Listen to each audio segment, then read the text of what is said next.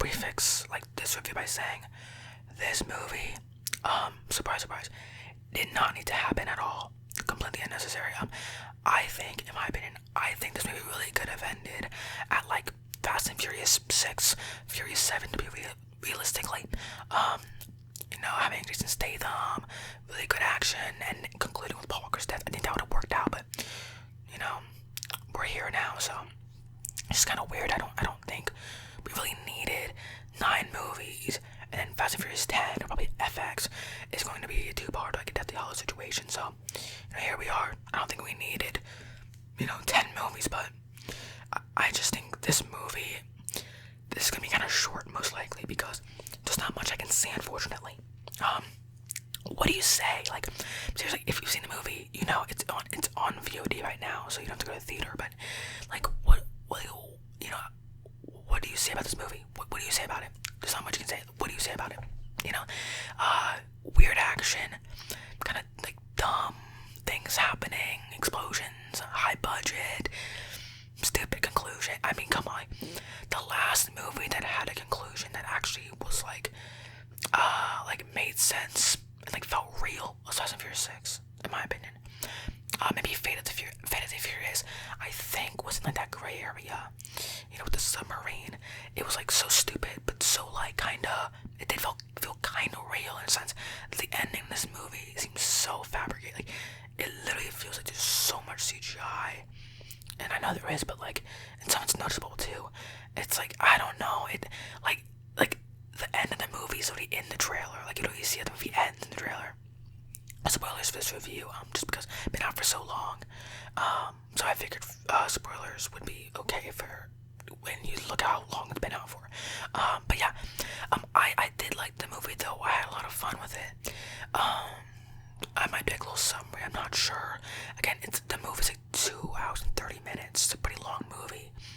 And I think like 30 to 45 minutes gonna cut out the movie, just because it's like, there's a lot of scenes in London, some decent fight scenes, some cool action, was unnecessary.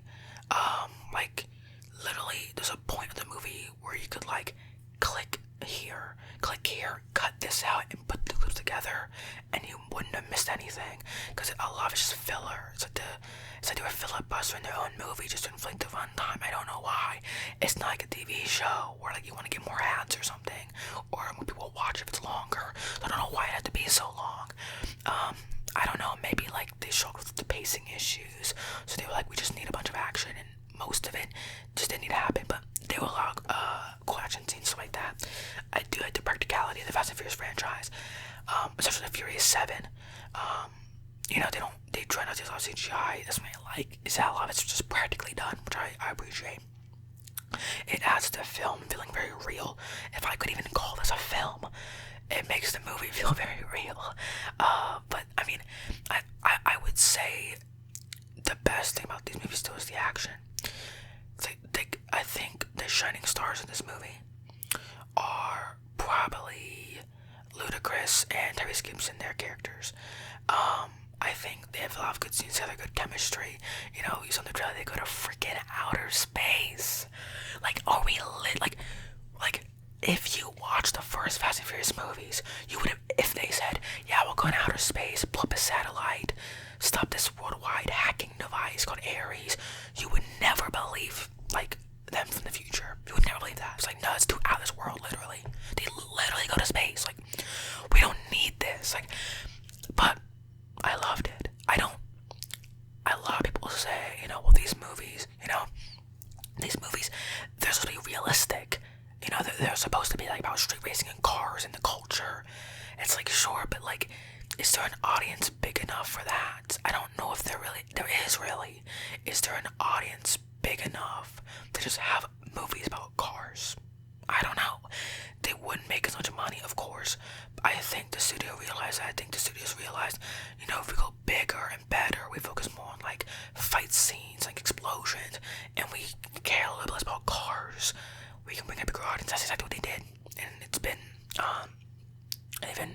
very successful. So make a lot of money. Like I said, I think they topped off around like $600 million at the box office, and the movie has like a $300 million budget, so they made some profit. But I just think when people say, well, I miss what's about characters and like the culture and street racing. It's like that really wouldn't work today. Like you would need to up it a bit, and that's like what they did. Where they're right now, I think it's okay. I think it's a bit too much. I think Fast and Furious was the last like actual good movie. Like it was actually good. Like it was entertaining, but if it really was good, this is kind of a bit silly.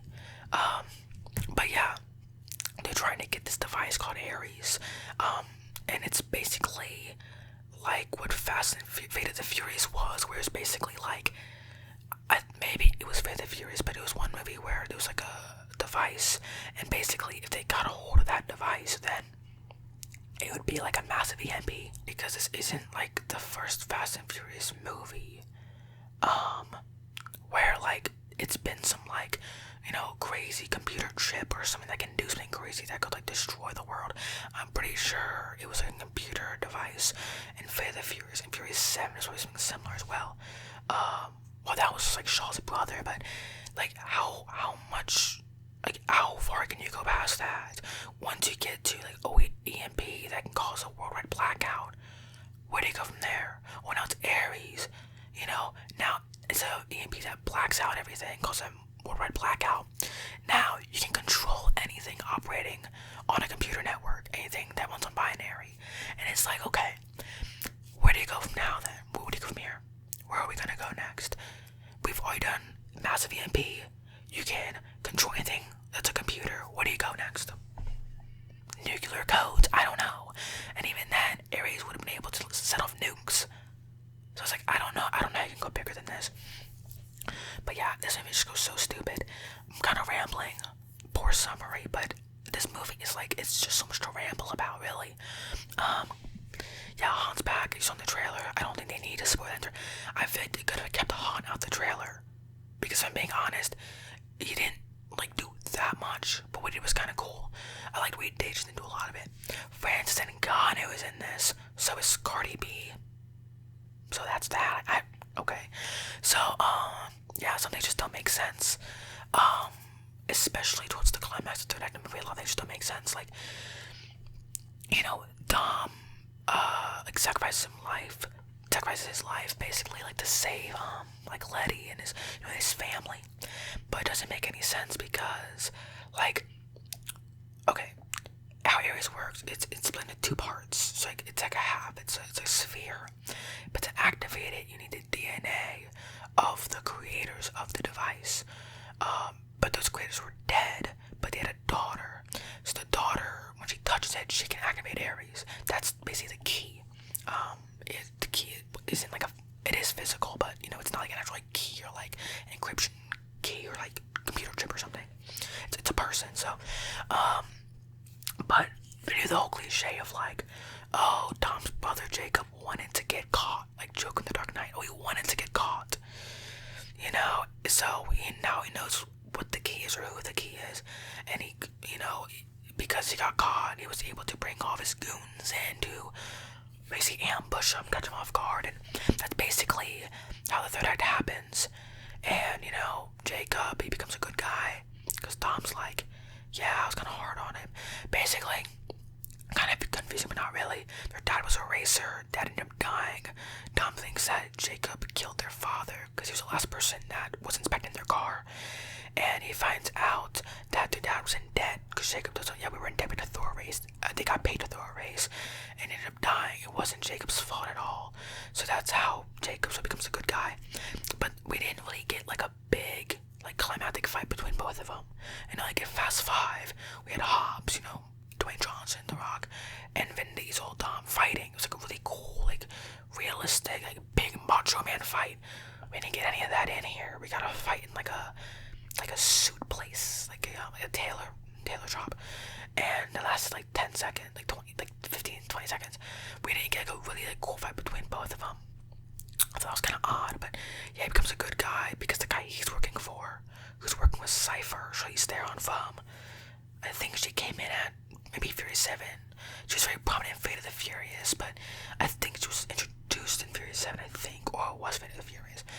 I feel like she's been around longer than just this movie and Fate of the Furious, though, but maybe I'm wrong. But she's working with this new guy, this spoiled guy. He ends up turning on him cuts Jacob out. Like, yeah, we don't need you anymore.